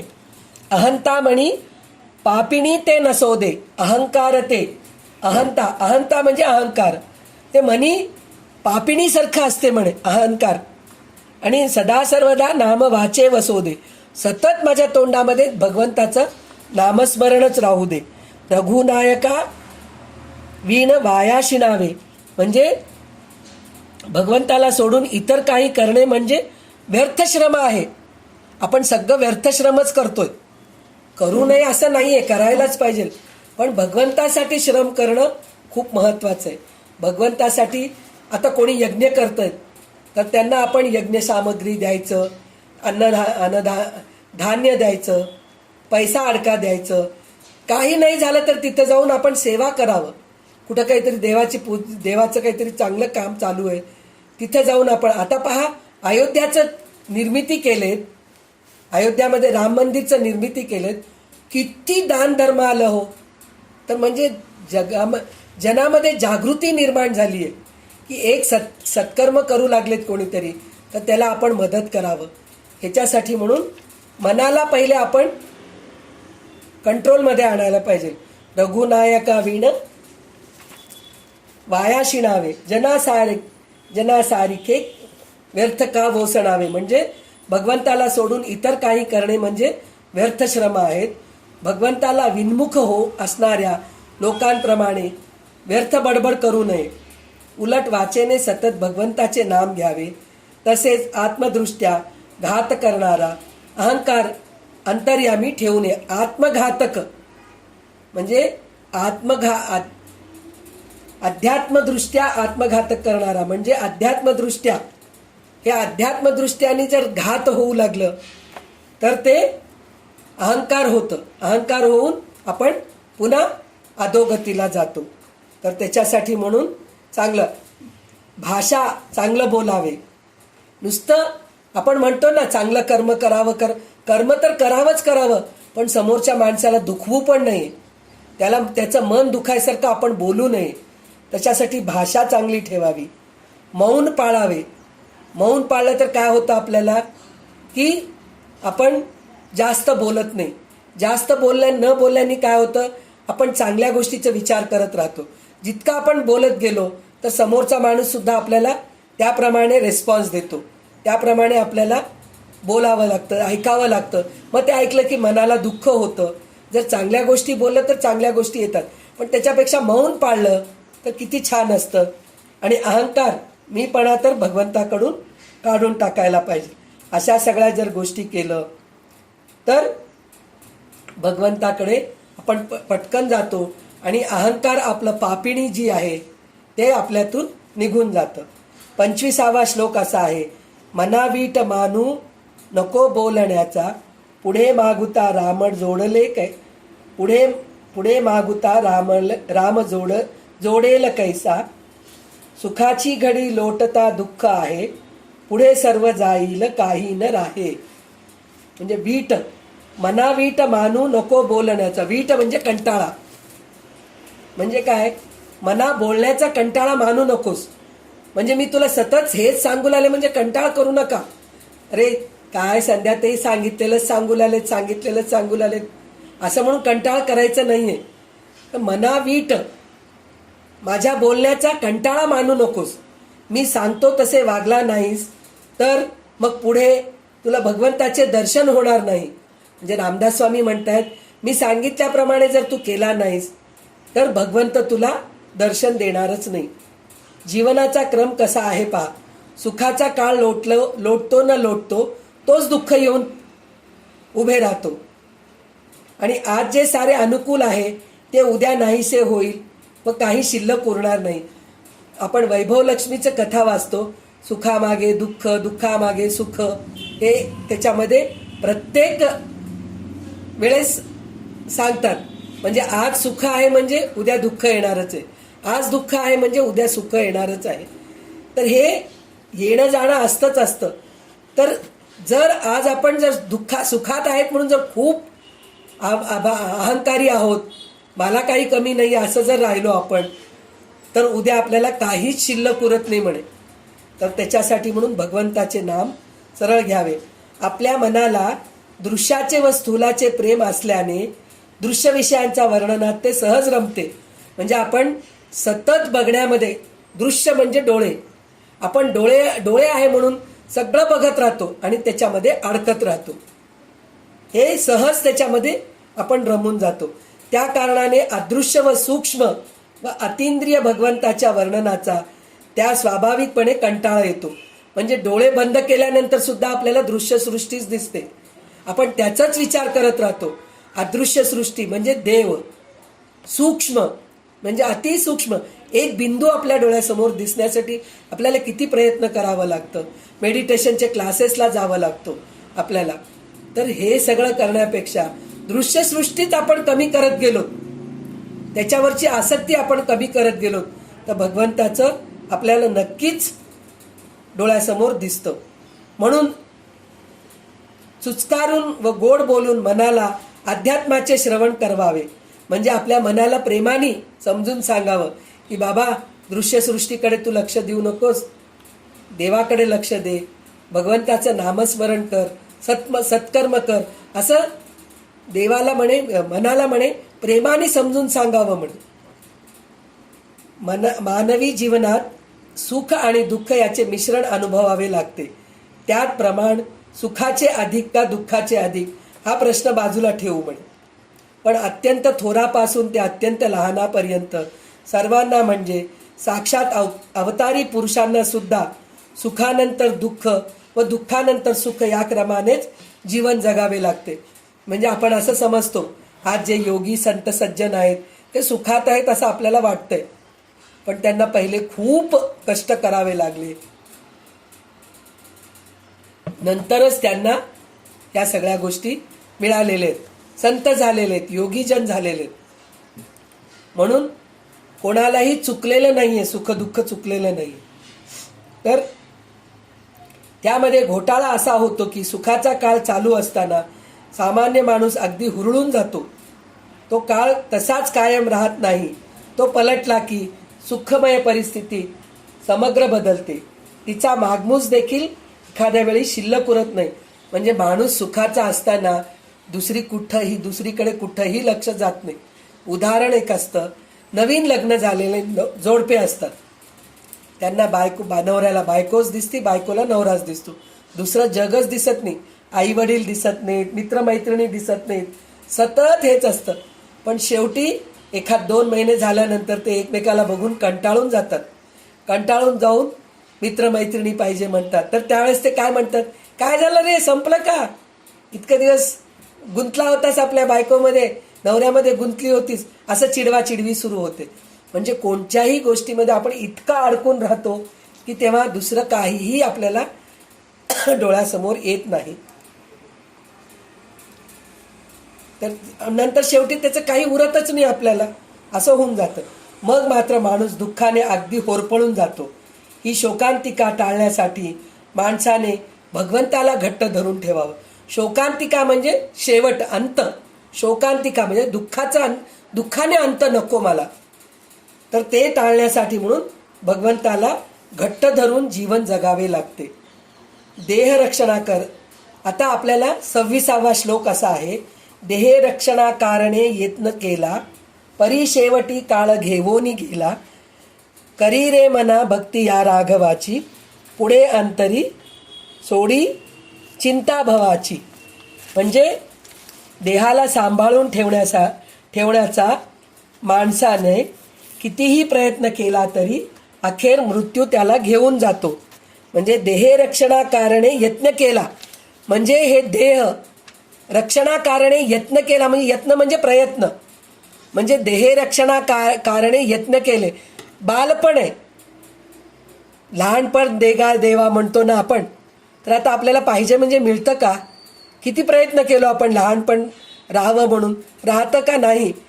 बालपण झालं की यौवन येतं, यौवन झालं की वृद्धापकाळ येतच येतं. हे येणार, तुम्ही कितीही प्रयत्न करा, हे येणारच आहे. देहरक्षणाकारणे यत्न केला, परी शेवटी काळ घेऊन गेला. म्हणजे बाळपण झाल्यानंतर तारुण्य आलं, तारुण्य झालं की वृद्धाप आलं की भगवंत देह घेऊन गेला. देह ठेवतो का इथं? नाही ठेवत. जरी तुमची इच्छा असेल तरी देह ठेवत नाहीत. बायको राहू दे, नवरा राहू दे, मरून गेले हे कळालं की चला उठा पटकन घेऊन जा, जास्त वेळ ठेवू नका, संध्याकाळ व्हायच्या अगोदर घेऊन जा. हे प्रत्येकाच्या तोंडून येतं. म्हणजे ठेवूच देत नाही देहाला. म्हणून त्या देहाचं तुम्ही आसक्ती करू नका. करी रे मना भक्ती या राघवाची, पुढे अंतरी सोडी चिंता भवाची. म्हणजे काय? मना भगवंताची भक्ती करावी. भक्ती करू लागल्यावर मग आत असणारी प्रपंचाची काळजी तू सोडून दे. म्हणजे भक्ती जर करू लागलास तर प्रपंचाची तुला काळजी करायची गरजच नाही. कोण करतो? तो भगवंत करतो तुझी चिंता. ते म्हणतात ना, काय, तुम तुम्हारे काम मैं मेरे, तुम मेरे नाम, असं काहीतरी आहे ना. ते तू माझं नाव घेतलास तर मी तुझ्या कामामध्ये, जर तू माझं नाव नाही घेतलास तर मी माझ्या कामामध्ये असतो, असं भगवंत म्हणतात म्हणे. म्हणून आपण सतत भगवंताचं नामस्मरण केलं तर भगवंतच आपलं सगळं काही ओझं तो उचलतो. तर देहबुद्धीच्या माणसाला 2 काळज्या असतात म्हणे. कोणची काळजी असतं? एक मृत्यूची आणि एक काळजी संसाराची. मृत्यू कधी येतं म्हणून एक काळजी असते, म्हणजे मृत्यू चांगला यावं म्हणून. आणि दुसरी काळजी संसाराची, माझं कसं होईल, माझ्या मुलाचं कसं होईल, माझ्या नवऱ्याचं कसं होईल, माझ्या बायकोचं कसं होईल, माझ्या नातवाचं कसं होईल, माझ्या पंटवाचं कसं होईल, हे सुद्धा काळजी असते. म्हणून पहा, मोठे लोक 7 पिढी खाऊ शकतो एवढं जमा करून ठेवतात. आपण पुढच्या पिढीचं सुद्धा जमा करायची आपली शक्ती नाही आहे. तर भगवंतानी हे असं दिलेलं ते खूप छान आहे. काय अडलंय हो, आपण जसं आपल्या पायावर उभे राहिलो, आपले पोरं पण उभे राहतात. पण आपण तसं नाही. माझा मुलगा सुखाने राहावं म्हणून एक बंगला आणि 4 बंगला मुलांना घेऊन देतो. काय अडलंय? ते 4 बंगले घेण्यासाठी आज आपल्याला किती कष्ट करावं लागतात. त्याची गरज नाही. आज आपल्यापुरतं झालं. आज आपल्या मुलांना आपण चांगलं शिक्षण दिलो, त्यांचं चांगल्या ठिकाणी त्यांचं हे करून दिलो, झालं. आपलं जिम्मेदारी तेवढं आहे. पण त्याला अजून चांगलं पाहिजे म्हणून आजही आपण मरमर मरमर मरमर मरमर चालू असतं. तर ते करायची गरज नाहीये. भगवंताचं नामस्मरण करायला पाहिजे.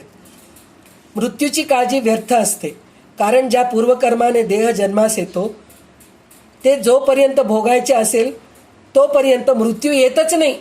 तुम्ही मृत्यू लवकर या म्हणजे येत नाही, येऊ नका म्हणजे पण थांबत नाही. कारण आपण गेल्या जन्मात जसे कर्म करतो तेवढं भोगेपर्यंत आपल्याला ह्या पृथ्वीवर राहावंच लागतं. ज्या क्षणी पूर्वकर्म संपते त्या क्षणी देह कालवश होत असल्याने तेव्हा मृत्यू नको म्हणून चालत नाही. म्हणजे आपलं पूर्वकर्म संपलं की मृत्यू आपल्याला घेऊन जातात. विवेकी माणसाने व्यवहारदृष्ट्या देह सांभाळून वागावे, पण अध्यात्मदृष्ट्या मनाने मृत्यूला तोंड देण्यास तयार राहावे. व्यवहारदृष्ट्या देह सांभाळून राहावे. व्यवहारदृष्ट्या देह सांभाळून राहावे म्हणजे आपल्याला जगामध्ये राहायचंय, मुलांबरोबर राहायचंय. म्हणून काही खाल्लं काही पिलं तर आपल्याला काय आजारपण येतं. तर त्याच्यासाठी थोडं सांभाळून राहायला पाहिजे. आपल्याला डायबिटीस आले तर सांभाळून राहायला पाहिजे. किंवा आपल्याला आपण अंथरुणावर पडू नये याची आपण काळजी घ्यायला पाहिजे. तर म्हणून देह सांभाळून राहावं लागतं व्यवहारदृष्ट्याने. पण अध्यात्मदृष्ट्याने मनाने मृत्यूला तोंड द्यायची तयारी. म्हणून सतत गोळ्या घेत राहू नये. मला हे होऊ नये म्हणून मी ही गोळी घेतली, ते होऊ नये म्हणून. थोडं सर्दी झालं की पटकन गोळी घ्या, थोडं डोकं दुखू लागलं की पटकन गोळी घ्या, कंबर दुखू लागले की पेन किलर घ्या. सहन करायची शक्ती ठेवा थोडंसं आणि भगवंताचं नामस्मरण करा असं म्हणता येते. म्हणजे मृत्यूला तोंड देण्यास तयार असावे. संसाराची काळजीची मौज अशी आहे की आपण काळजी केली वा न केली तरी संसार आपल्या मार्गाने बिनभोभाट जात राहतो. त्याचं उदाहरण असं आहे, आपण म्हणतो माझ्याशिवाय काही चालतच नाही हो, मी केलेलंच जेवता तो आमचे पोरं, नाहीतर जेवतच नाहीत. पहा ते केव्हा तू असताना. तू गेलीस, गावाला गेलं कोणी, आता आपण गावाला गेलो, थांबतात काय आई नाहीये म्हणून जेवत नाही असं. बाहेरचं मागून खातात हो, स्विगी ऑर्डर करतात, ब्लिंकिटचा ऑर्डर करतात, बसून मस्त पिझ्झा बर्गर पास्ता मस्त बसून खातात. आई असलं तरच नाटक चालू असतं. तिखटच जास्त झालं, आंबटच जास्त झालं, तर जणजणीतच केली नाहीस तू, तुला स्वयंपाकच करता येत नाही, हे सगळं असतं. म्हणजे आपल्या वाचून काहीही थांबत नाही. त्याचं उदाहरण काय, एखादी आई मरून गेली हो मुलाची, त्याचं जगणं थांबतं काय हो? थांबत नाही, बिलकुल थांबत नाही. तू नाही तर दुसरे कोणीतरी वाढवणार आहेत. देव त्याची तयारी करून ठेवलेला आहे. तुझी आई तुला सोडून दिली तर सुटलं, पण दुसरे कोणीतरी आहेत त्याला सांभाळणारे, असं असतं. तर आपण त्याच्याबद्दल खूपच काळजी करत राहतो. तर भगवंताच्या उपासकाने व्यवहारदृष्ट्या व्यक्तीची, वस्तूची व घटनाची उत्तम काळजी घ्यावे, पण अध्यात्मदृष्ट्या प्रपंचावरील भगवंताची मालकी ध्यानात ठेवून कोणाची व कशाची काळजी करू नये. म्हणजे अतिशय काळजी करू नये. सतत कसं होईल काय होईल, कसं होईल काय होईल, कसं होईल काय होईल, हेच विचार आपल्या डोक्यामध्ये. तर हे काळजी न करता भगवंताचं नामस्मरण सतत जर करत राहिलो तर काय होतं आपल्याला, देह रक्षणा कारणे यत्न केला म्हणून म्हणतो ना, शेवटी काळ घेऊन गेला. शेवटी काळ घेऊन जाणार आहे, तर त्याच्यासाठी तू व्यर्थ चिंता करू नकोस असे रामदास स्वामी सांगतायत. आता इथं काय आहे, भवाच्या भये काय भीतो लंडी, धरी रे मना धीर धाकाशी सांडी, रघुनायका सारिखा स्वामी शिरी, नुपेक्षी कदा कोपल्या दंडधारी. म्हणजे लंडी म्हणजे काय, ह्याच्यामध्ये लंडी म्हणून कशासाठी म्हणलेत, भवाच्या भये काय भीतोस लंडी. लंडी म्हणजे भित्रा. कशाला घाबरतोस रे तू, काही घाबरायची गरज नाही. धरी रे मना धीर धाकासी सांडी. धाकासी म्हणजे धास्ती, दहशत भय, म्हणजे ते सगळं सोडून दे. दहशत भय हे सगळं सोडून दे. एकदा एखाद्या नामर्दाप्रमाणे प्रपंचाच्या भयाने एवढा का घाबरतोस तू? म्हणजे प्रपंच करण्यासाठी, काही लोक प्रपंच टाळण्यासाठी म्हणून संन्यास पत्करतात. माझ्याजवळ पैसा अडका नाही म्हणून पळून निघून जातात. निघून जाऊन म्हणतात मी संन्यास पत्करलो. हे चुकीचं आहे. तू का घाबरतोस? जरा धीर धर, धास्ती सोडून दे, म्हणजे भीती सोडून दे. भगवंतासारखा मालक तुझ्या रक्षण करणार आहे. म्हणजे काय? रघुनायका स्वामी सारिखा, रघुनायका सारिखा स्वामी शिरी. रघुनायक सारखं स्वामी तुझ्या शिरावर आहे, डोक्यावर असताना तुला कशाची भीती आहे? गरजच नाही तुला भ्यायची. स्वतः यमराज जरी तुझ्यावर रागवला तरी भगवंत तुझी उपेक्षा करणार नाहीत. नुपेक्षी कदा कोपल्या दंडधारी. दंडधारी म्हणजे यम. जर तुझ्यावर रागवला, कोपल्या, तरी सुद्धा भगवंत तुझ्या पाठीशी आहे, तू घाबरू नकोस, असं म्हणून म्हणताय. व्यक्ती, मानव समाज आणि मानवजीवी अनेकांगांनी अपूर्ण असल्याने सामान्य माणसाला आयुष्यात पुढे काय घडणार आहे याबद्दल साहजिक काळजी वाटते. भविष्याचीच काळजी असते सतत, आणि वर्तमान काळाची आठवण असते. ते नको आहे आपल्याला. आपण सतत वर्तमान म्हणते, भूतकाळाची आठवण असते. आपण सतत वर्तमान काळात राहायला पाहिजे. प्रेझेंट, आता काय चालू आहे त्याच्याबद्दल विचार करावं. आता आपण काय करायला पाहिजे त्याच्याबद्दल विचार करायला पाहिजे. भविष्याची काळजी आणि भूतकाळाची आठवण हे दोन्ही सोडून देऊन वर्तमान काळात राहायला पाहिजे. पण सामान्य माणसाचे मन इतके विवेकी आणि निश्चय नसते म्हणे. त्यास निर्भय होण्यासाठी कोणाचा तरी आधार लागतो. तो आधार भगवंताचा धरावा, असा समर्थांचा आग्रह आहे. आग्रह कशाचा करतायत स्वामी? की भगवंताचा आधार घेतो, दुसरा कोणाचाही आधार घेऊ नकोस. भगवंताहून इतर आधार अपूर्ण असल्याने त्यांनाच प्रसंगी इतर आधार शोधावे लागतात. जर आपण भगवंताचा आधार घेतलो नाही तर आपल्याला सगळ्या गोष्टीचा आधार घ्यावं लागतं. पैशाचं घ्यावं लागतं, माणसाचं घ्यावं लागतं, घरदाराचं घ्यावं लागतं, सगळ्या गोष्टीचा आधार. एक जर भगवंताचा आधार घेतलो तर ह्या सगळ्या गोष्टी आपल्याला आपोआपच मिळतात. जो भगवंताला आपला मालक मानतो त्याच्या रक्षणाची जबाबदारी भगवंत उचलतो. इतकेच नव्हे तर त्याच्यावर यमराज जरी रागवला तरी भगवंत त्याला सांभाळून घेतो, असं म्हणतायत. तर आता ह्याच्यानंतरचे जे श्लोक आहेत 27 आणि 28 श्लोक जे आहे ते स्वामी म्हणतायत ईश्वर आपल्याजवळच आहे या भावनेने अभ्यास करायला पाहिजे म्हणे. म्हणून हे 2 श्लोक आहेत. दीनानाथ हा राम कोदंडधारी, पुढे देखता काळ पोटी थरारी, जनावाक्य नेमस्त हे सत्यमानी, नुपेक्षी कदा रामदासाभिमानी. म्हणजे काय? दीनानाथ म्हणजे अनाथांचा कैवारी आहेस तू. कोण आहे? कोदंडधारी. कोदंडधारी म्हणजे राम, धनुर्धारी राम. पुढे देखता काळ पोटी थरारी म्हणजे काळ म्हणजे यमराज. म्हणजे काय? पुढे जरी काळ उभा राहिला तरी तो थरथर कापतो म्हणे. जनावाक्य नेमस्त हे सत्यमानी म्हणजे तू भगवंताला सत्यमान असं म्हणतायत. आणि शेवटचं असं आहे नुपेक्षी कदा रामदासाभिमानी म्हणजे तू देवाचं कधीही उपेक्षा करू नको. भगवंत खरोखरच दुःखी जनांचा कैवारी आहे व रक्षक आहे. त्याला समोर पाहताच प्रत्यक्ष यमदास देखील भयाने कापरे भरते. मना, पुढील वचन अगदी निश्चिंतपणे सत्य समज. भगवंत आपल्या भक्ताला आपलेपणाने सांभाळ करतो, त्याची कधीही उपेक्षा करत नाही. जर तू भगवंताची उपेक्षा केलास तर भगवंत तुझी उपेक्षा करतो. पण भगवंताचं जर तू चांगलं, भगवंताला जर घट्ट धरून बसलास तर भगवंत कधी तुझी उपेक्षा करत नाही. भगवंत आपले रक्षण करतो अशी खात्री वाटण्यासाठी भगवंत आहे व तो आपल्यापाशीच आहे अशी निसंशय भावना पाहिजे. सतत हे म्हणायला पाहिजे लोक, अहो तुम्ही असलं तरच मला बरं वाटतं हो, माझा मुलगा बरोबर सोबत असलं तरच मला चांगलं वाटतं हो, असं नाही. सतत असं म्हणायला पाहिजे देव माझ्या पाठीशी आहे. कोणी असो या नसो, देव माझ्या पाठीशी आहे. तर बाकी सगळे तुमच्या पाठीशी आहेत. तुम्ही देवालाच जर विश्वास केला नाही तर तुमच्या पाठीशी कोणी नाही आहे. म्हणून सतत अक्कलकोट स्वामी म्हणतात ना, भिवू नकोस मी तुझ्या पाठीशी आहे. तर एवढं त्यांनी आपल्याला अभय दिलेले आहेत, पण त्याच्यावर आपला विश्वासच नसतो. सतत आपण एकावर आधारितच असतो. ते नकोय आपल्याला. स्वतःचा मी आपल्याला जितका खरा वाटतो तितका भगवंत खरा वाटणे म्हणजे आस्तिकपणा होय. ही आस्तिक्य बुद्धी ज्याच्या ठिकाणी असते तोच भक्त बनू शकतो. मीच म्हणून ज्याचं असतं ना, माझे माझं हे जे आहे ना, त्याच्यामुळे काही होत नाही म्हणे. भगवंत माझा आहे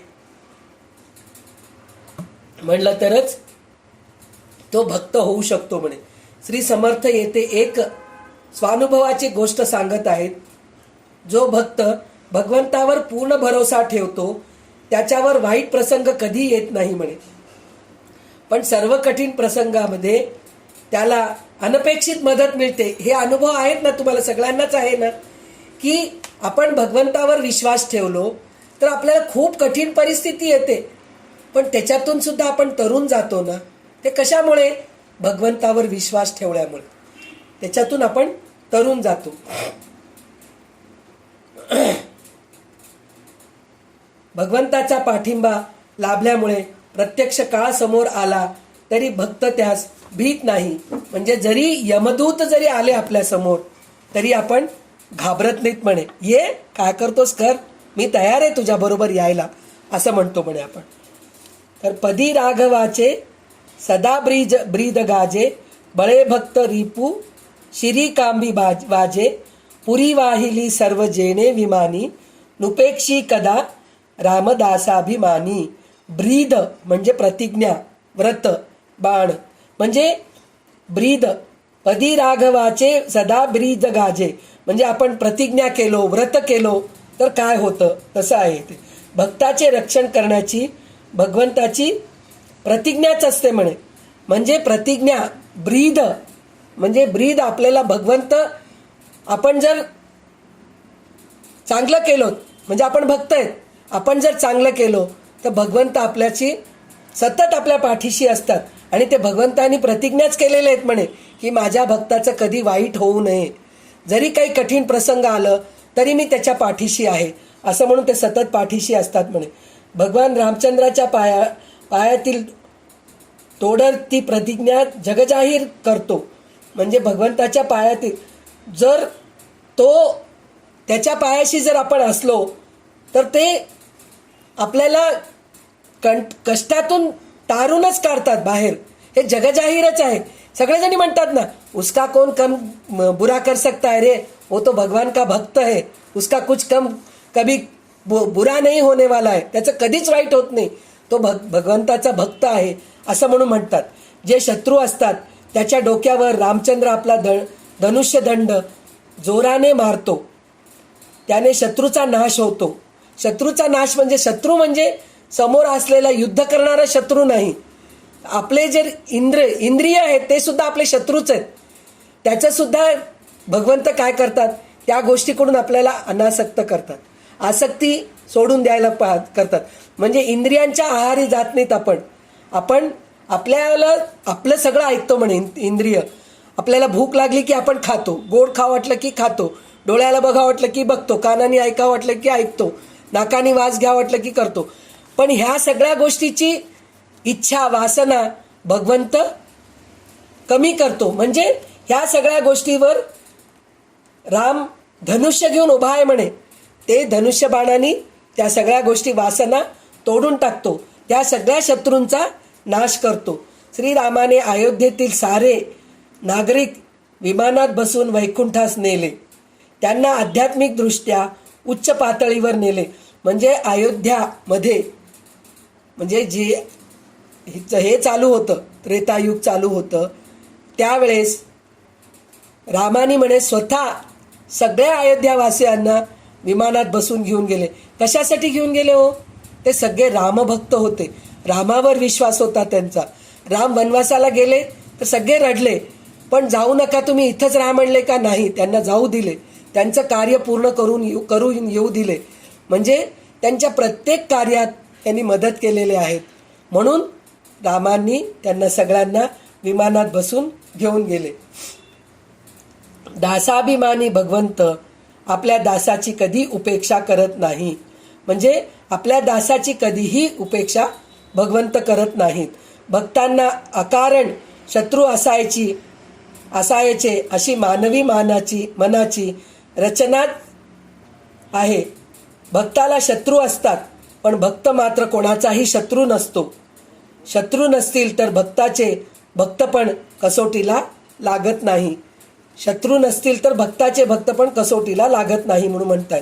भक्ताला शत्रू असतात, पण भक्त कोणाचा शत्रू राहत नाही. म्हणजे भक्त इतका चांगला असतो की तो कोणाचाही शत्रू होऊच शकत नाही. त्याचे शत्रू असलं तरी त्याला काही फरक पडत नाही, तो त्याच्या आनंदातच राहतो. आता 30वा श्लोक असा आहे, आजच्या दिवशीसाठी म्हणून आपला हा शेवटचा श्लोक आहे. 30वा श्लोक आहे. समर्थाची या सेवका वक्रप आहे, असा सर्व भूमंडली कोण आहे, जयाची लीला वर्णिती लोकतीनी नुपेक्षी कदा रामदासाभिमानी. भगवंत सर्वात बलिष्ठ असल्याने त्याच्या दासाकडे वैरीपणाने बघेल असा या जगामध्ये कोणीच नाही.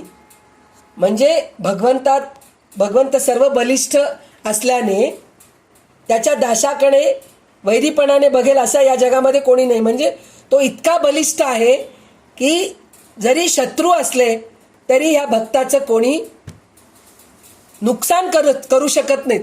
ते मनातच तडफड होत असते त्या शत्रूची, पण तो स्वतः ह्या भक्ताला काही करू शकत नाही.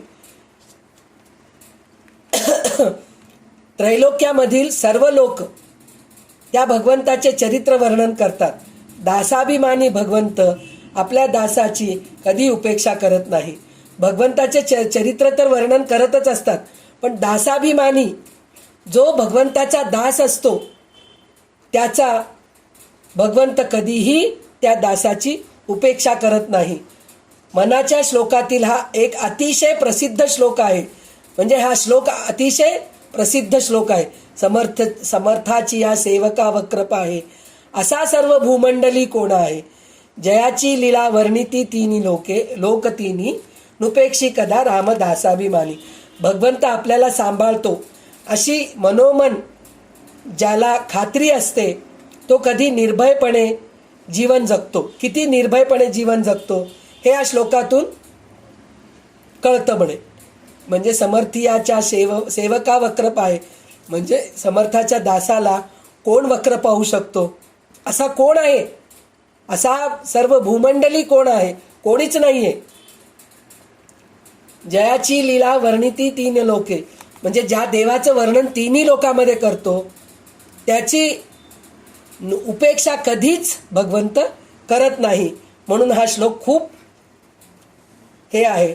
या श्लोकावरून ध्यानात येते की तो निर्भयपणे जगतो, भीत नाही येतो.